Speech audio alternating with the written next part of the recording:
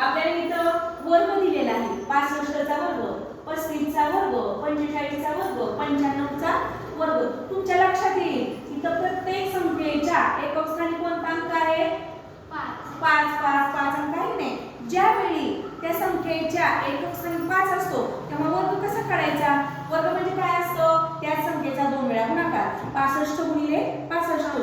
असं करण्याच्या ऐवजी जर शेवटी 5 असेल तर एक सोप्या ट्रिकने आपल्याला वर्ग काढता येतो. काय?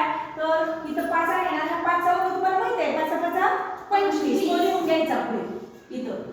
आणि हे किती आहे? 6. 6 च्या नंतर येणारी संख्या म्हणजे किती? 7. 6 च्या नंतर येणारी संख्या कोणती आहे?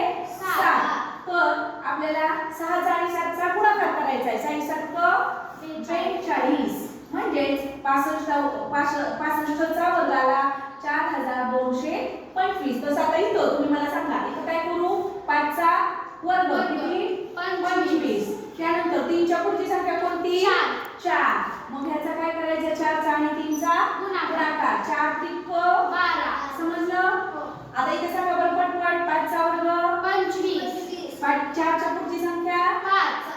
ह्याचा गुणाकार. 4 पंचे 20. इथं 5 चा वर्ग 25.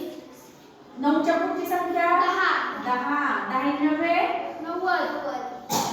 म्हणजे आपल्याला जेव्हा एकक स्थानी 5 असतील तेव्हा अशा सोप्या ट्रिकने वर्ग काढता येतील. सर्वांना समजलं? आता तुम्हाला मी काढून दाखवा. पहा इथं 45 चा वर्ग, त्यानंतर 85 चा वर्ग किती येतो? काढा बरं. चला काढून दाखवते मला फळ्यावर. हां चल.